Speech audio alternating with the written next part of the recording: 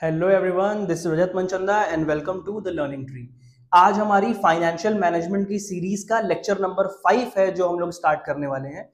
इसके previous lectures में हम लोगों ने ऑलरेडी फाइनेंशियल मैनेजमेंट का introduction, financial planning, objectives, factors और साथ में 3 इंपॉर्टेंट फाइनेंशियल डिसीजंस ये कवर कर लिए हैं। आज का जो लेक्चर है वो सोनली डिवोटेड है capital, that is fixed capital and working capital के ऊपर। और इस लेक्चर के साथ आपकी ये पूरी सीरीज खत्म हो जाएगी, यूनिट नंबर 1 खत्म हो जाएगा। मैं इस पूरी सीरीज को एक प्लेलिस्ट में डाल दूंगा ताकि आपके लिए इजी हो जाए इसको पढ़ना और इससे सीखना। तो आइए स्टार्ट करते हैं आज का लेक्चर। हमारे लेक्चर में हम लोगों को सबसे पहले जो चीज जाननी है दैट इज कैपिटल। कैपिटल आप सबको पता है बट स्टिल मैं एक बार रिवाइज करा देता हूं। The initial investment done by the businessman. Initially जो पैसा एक बिजनेसमैन अपने बिजनेस के अंदर इन्वेस्ट करता है that is what we called capital. तो पहली बार जो पूंजी लगाई जाती है, और जरूरी नहीं है कि पहली बार ही लगाई जा रही हो, क्योंकि एक समय के बाद 3-4 साल के बाद उसको अपने मशीनरी को रिप्लेस करना होता है, उसको अपने बिजनेस को एक्सपैंड करना होता है, तो उस समय भी जो पैसा लगाया जा रहा है that is also capital. But हम लोग पहली बार बिजनेस स्टार्ट करते हैं तो उसको बेसिकली कैपिटल का नाम देते हैं कि हम अपने बिजनेस में पूंजी लगा रहे हैं, पैसा लगा रहे हैं। इस कैपिटल को 2 हिस्से में डिवाइड किया गया, एक फिक्स्ड कैपिटल और एक वर्किंग कैपिटल। अज्यूम करिए कि मुझे एक चाय की शॉप स्टार्ट करनी है। मैं आपको बार बार ये एग्जांपल देता हूं, एक्चुअली बड़ी ट्रेंडिंग चीज है ये।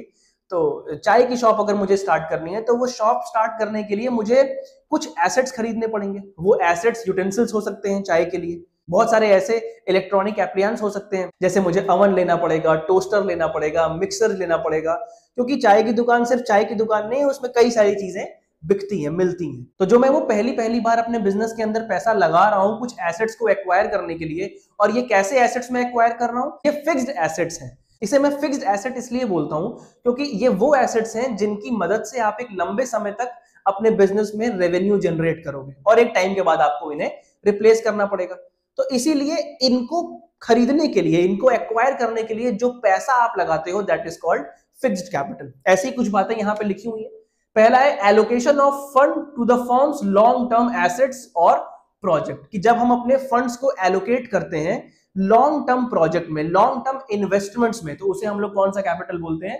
Fixed capital. क्योंकि लॉन्ग टर्म रिक्वायरमेंट्स भी होती है बिजनेस की और शॉर्ट टर्म रिक्वायरमेंट भी होती है, लेकिन फिलहाल हम किसकी बात कर रहे हैं? हम लॉन्ग टर्म रिक्वायरमेंट की बात कर रहे हैं, तो वो कहां पे आ जाएगा? वो फिक्स्ड कैपिटल में आ जाएगा। Then it is related with investment decision. हम लोगों ने 3 डिसीजन पढ़े थे, इन्वेस्टमेंट, फाइनेंसिंग एंड डिविडेंड। और इन्वेस्टमेंट डिसीजन का दूसरा नाम था कैपिटल बजटिंग डिसीजन। और इन्वेस्टमेंट डिसीजन में हम लोगों ने यही पढ़ा था कि हम एक प्रपोजल चूज करते हैं कि कहां पे हमें अपना पैसा इन्वेस्ट करना है। तो वही यहां पर भी है कि आपने एक प्रपोजल चूज कर लिया कि भाई मुझे चाय की दुकान खोलनी है, एंड नाउ वहां पे आप इन्वेस्टमेंट करने वाले हो, तो कहीं ना कहीं ये फिक्स्ड कैपिटल जो है इन्वेस्टमेंट डिसीजन से रिलेट करता है। Next, it affects growth and profitability of the firm. Fix capital firm की ग्रोथ और प्रॉफिटेबिलिटी में कंट्रीब्यूट करता है, क्योंकि जितना अच्छे से आप अपने फिक्स कैपिटल को यूज कर पा रहे हो, जितने अच्छे से आप फिक्स एसेट्स एक्वायर कर पा रहे हो जो कि डिफर करते हैं आपके कॉम्पिटिटर से, उनसे आप बेहतर हो, इनोवेटिव हो, उतना ही ज्यादा आपके ग्रोथ के और प्रॉफिटेबिलिटी के चांसेस बढ़ जाते हैं। And next, it shows long term solvency of the firm. जब भी हमें लॉन्ग टर्म सॉल्वेंसी जाननी होती है फर्म की कि लंबे समय में हमारा बिजनेस कैसा रहेगा, किस तरीके से ग्रो करेगा, क्या प्रॉफिटेबिलिटी रहेगी, तो उसका इंपैक्ट कहीं ना कहीं किससे रिलेट करता है?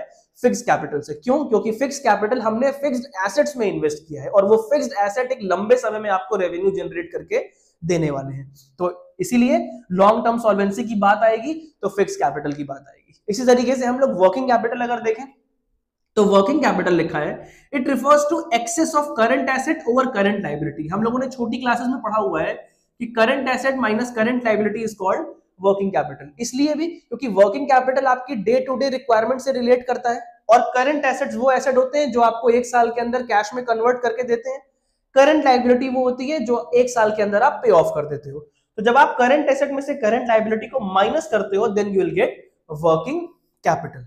Then allocation of funds to firms short term requirement. अब आपको ये समझना है कि जब हम अपने फंड्स को शॉर्ट टर्म रिक्वायरमेंट के लिए एलोकेट करते हैं, यहां पे हमने क्या देखा था कि लॉन्ग टर्म रिक्वायरमेंट के लिए उसका एलोकेशन हो रहा था कि आपको एसेट्स एक्वायर करने हैं बहुत सारे, लेकिन एसेट्स तो आपने एक्वायर कर लिए, लेकिन उस पर्टिकुलर बिजनेस को चलाने के लिए, उस चाय की दुकान को चलाने के लिए आपको बहुत सारा और भी खर्चा करना पड़ेगा, जो कि डेली बेसिस पे हो सकता है, वीकली हो सकता है और मंथली हो सकता है। आपको रेंट देना पड़ेगा, आपकी बड़ी दुकान है तो आपने उसका हो सकता है इंश्योरेंस भी लिया हो, फायर इंश्योरेंस वगैरह कराया हो तो आपको उसका प्रीमियम देना पड़ेगा, आपको वेजेस और सैलरी देनी पड़ेगी अपने स्टाफ की, कोई स्वीपर आपने रखा है तो उसको आपको पैसे देने पड़ेंगे। इस तरीके के तमाम खर्चे होते हैं।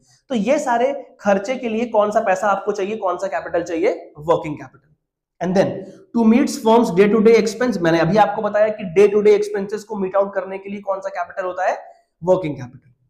It shows liquidity position of the firm, वहां पे हम लोग किसकी बात कर रहे थे? सॉल्वेंसी की बात कर रहे थे, that too long term solvency. लेकिन वर्किंग कैपिटल हमें हमारी लिक्विडिटी पोजीशन बताता है। लिक्विडिटी या लिक्विड एसेट हम बेसिकली उसको बोलते हैं कि आपके कैश बॉक्स में कितना कैश अवेलेबल है, कि जरूरत पड़ने पे आपके पास पैसे हैं कि नहीं है।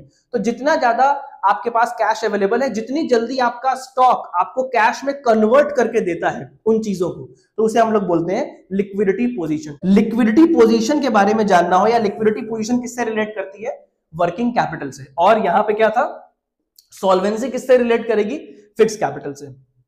एक छोटी सी बात जो आपको ध्यान में रखनी है, आई थिंक बाकियों ने शायद ये बताया हो या ना बताया हो अपने लेक्चर्स में, कि जब भी आप किसी प्रोजेक्ट में इन्वेस्ट करो तो वो लंबे समय में जो आपको बेनिफिट दे रहा है, आज से 4 साल बाद, 5 साल बाद, वो तो बहुत अच्छी बात है।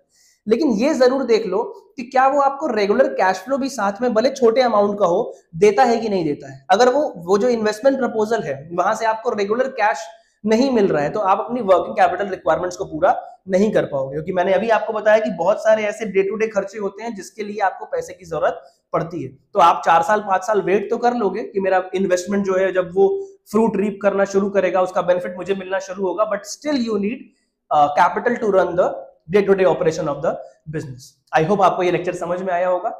तो इसी के साथ हमारा यूनिट नंबर 1 फाइनेंशियल मैनेजमेंट का खत्म हुआ। स्टिल इस पूरी सीरीज में किसी भी लेक्चर में अगर आपको कोई डाउट है तो वो आप मेरे से कमेंट सेक्शन में पूछ सकते हो। तब तक के लिए बाय बाय, टेक केयर।